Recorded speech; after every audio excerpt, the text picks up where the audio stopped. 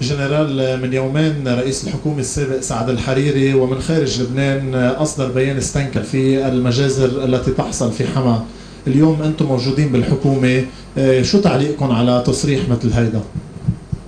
أنا ما بعلق عليك وجودي بالحكومة، الحكومة بتعبر عن ذاتها ونحن موجودين فيها، بس أنا بعبر عن رأيي الشخصي وعبرت عنه بالسؤال الأول، إنه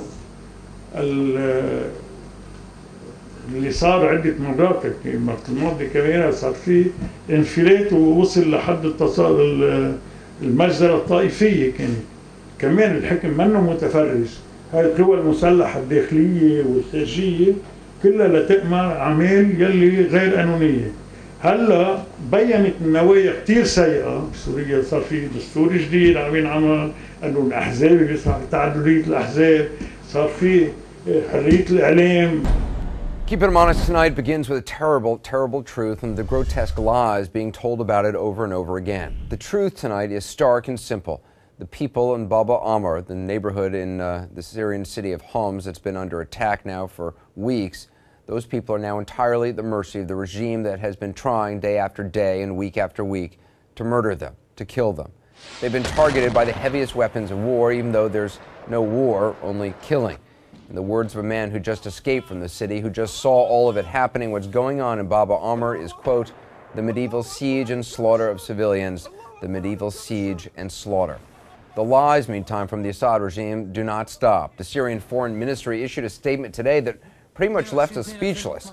It was about the rocket attack that killed journalist Marie Colvin and photographer Remy Ochlik, and wounded a photographer named Paul Conroy, who you're going to hear from in a moment. In the statement reads, quote, the Syrian government, immediately after hearing the sad news that Ms. Colvin had been killed, exerted immense efforts to find out the circumstances under which Ms. Colvin was killed. It's hard to say anything about that, but Paul Conroy can say plenty about it. As we said, he was on the receiving end of that same attack that killed his colleague. We spoke to him just a short time ago. Paul, you were injured in the shelling that killed your friends and colleagues, Marie Colvin and Remy Ochlik. How are you doing, first of all? I'm okay. I'm in good hands in London now. I've seen a lot of specialists. They've got the wounds under control in my left leg and removed some metal from my abdomen. So I'm stabilized now. You've covered wars all over the world for a long time. In terms of what you saw happening in Baba Amr, in Homs, in Syria, how does it compare? I would say quite categorically that's the most ferocious and vicious and unnecessary that I've seen. There are actually no military targets within Baba Amr. All of the intense shelling is in fact directed at the civilian population. So it's quite a unique situation in Baba Amr. Is it even a war? I mean, is it accurate to call it that? No, I think it would be wrong to call it a war. This is I think the overused medieval siege and slaughter. I would hesitate to use the word war. Slaughter in Baba Amr. You say it's a slaughter. Absolutely, it's a slaughterhouse in there. The Syrian people. It's a very small neighborhood. I was in Misrata. At the peak of the shelling there, at least people had space to disappear and run and change neighborhoods.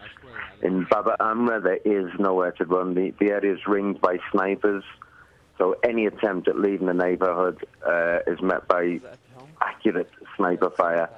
The buildings are low, single-story buildings. Generally, they can't withstand the heavy artillery that's being fired into them. So it's a slaughterhouse.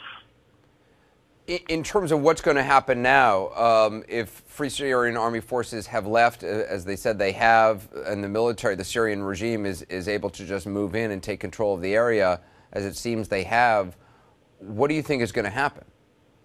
I mean, this was everybody's biggest fear, and I think most people in Baba Amr had unfortunately had to accept their fate. The world has once again stood by and watched as this assault continued.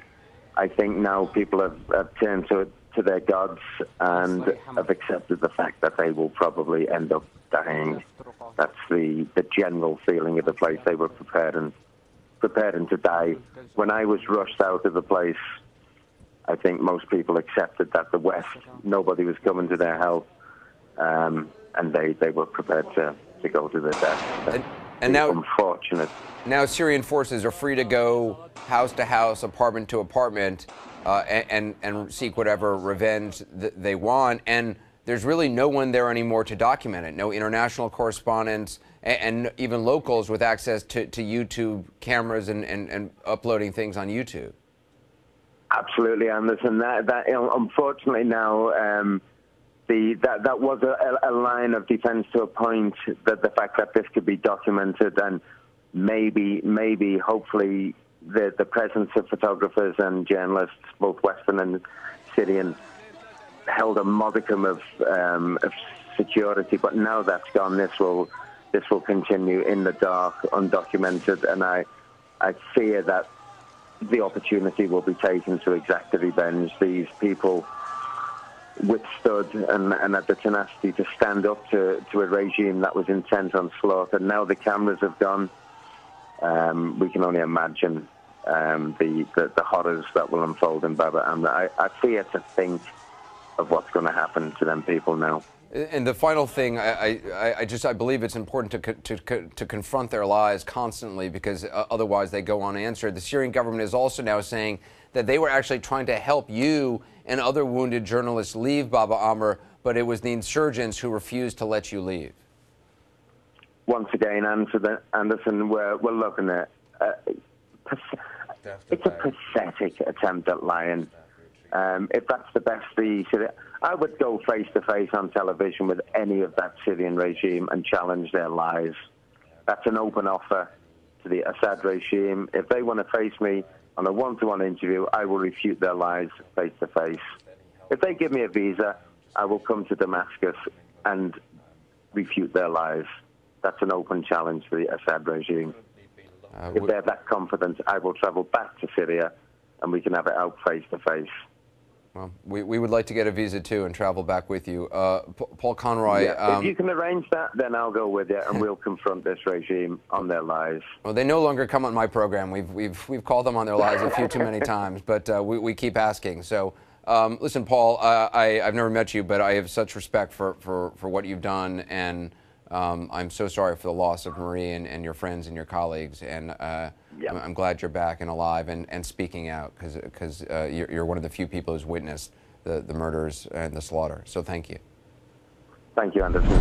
سوريا صار في دستور جديد عم ينعمل، قانون الأحزاب بيسمح بتعددية الأحزاب، صار في حرية الإعلام.